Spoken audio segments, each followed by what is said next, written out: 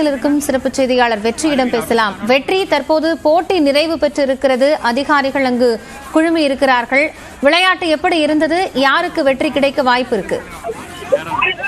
காயத்ரி, இந்த கீழக்கரை அலங்காநல்லூர் ஜல்லிக்கட்டு அரங்கம் என்பது பிரத்யேகமாக கட்டப்பட்டு இதில் நடந்த முதல் போட்டி என்பது இன்று நடந்தது. 478 காளைகள் மொத்தமாக விளையாடிருக்கின்றன. தமிழகம் முழுவதும் இருக்கக்கூடிய சிறந்த வீரர்கள் இந்த போட்டியில் களம் காண்பதற்கு தேர்வு செய்யப்பட்டு விளையாடினார்கள்.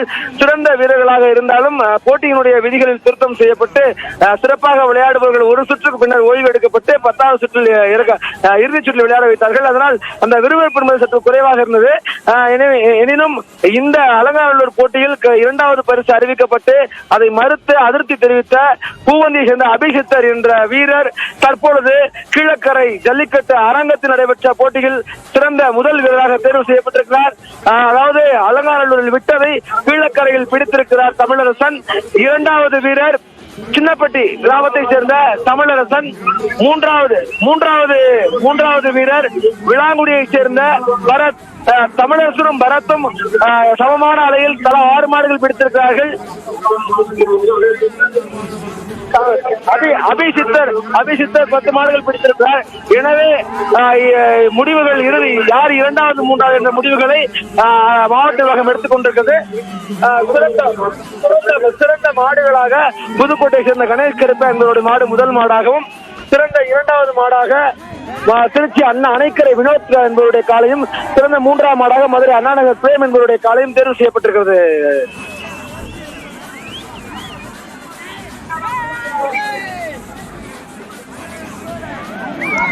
வெற்றி, இப்போ இன்றைய போட்டி என்பது நிறைவு பெற்றிருக்கிறது. அடுத்த கட்டமாக இந்த அரங்கத்தில் எப்போ போட்டி நடைபெறும்? தற்போதைய போட்டி ஏற்பாடுகள் குறித்து அங்கு வந்திருக்கக்கூடிய மக்கள் என்ன தெரிவித்திருந்தாங்க?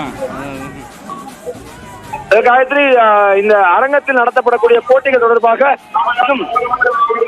இறுதி முடிவுகளை மாவட்ட நிர்வாகம் எடுக்கவில்லை. காரணம் ஒவ்வொரு வாரமும் சனிக்கிழமை என்று ஜல்லிக்கட்டு போட்டி நடத்துவது தொடர்பாகவும் இந்த திட்டம் என்பது மாவட்ட நிர்வாகத்தில் இருக்கிறது. அதை அமல்படுத்த தொடர்பான முடிவுகள் எடுக்கப்படும் என்று எதிர்பார்க்கப்படுகிறது. மேலும் இங்கு பல்வேறு ஜல்லிக்கட்டு தவிர்த்து மற்ற காலங்களில் கிரிக்கெட், மாவட்ட பள்ளிகள் சார்பில் நடக்கூடிய விளையாட்டு போட்டிகள், இப்படி பல்வேறு விளையாட்டு போட்டி நடத்துவதற்கான திட்டமும் வைக்கப்பட்டிருக்கிறது.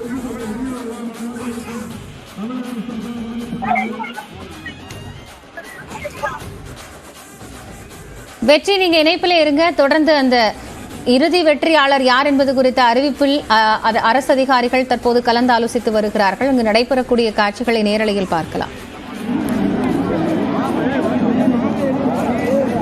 தமிழர்களின் பாரம்பரியம், கலாச்சாரம், பண்பாட்டை போடுகின்ற வகையில் அதற்கு சான்றாக திகழ்கின்ற இந்த கலைஞர் நூற்றாண்டு ஏறுதல் அரங்கம் மாண்புமிகு தமிழ்நாடு முதலமைச்சர் பொற்கரங்களால் திறந்து வைக்கப்பட்டு இந்த முதல் ஜல்லிக்கட்டு சிறப்பான முறையில் நடந்து நிறைவு பெற்றுள்ளது. சிறந்த வீரர்களுக்கும் சிறந்த காளைகளுக்கும் இன்னும் சற்று நேரத்தில் பரிசுகள் வழங்கப்பட உள்ளது. இந்த பரிசுகளை மாண்புமிகு தமிழ்நாடு முதலமைச்சர் சார்பாகவும், மாண்புமிகு இளைஞர் நலன் விளையாட்டுத்துறை அமைச்சர் உதயநிதி ஸ்டாலின் சார்பாகவும், மாண்பு வணிக வரி பதிவுத்துறை அமைச்சர் அவர்கள் வழங்க உள்ளார்கள்.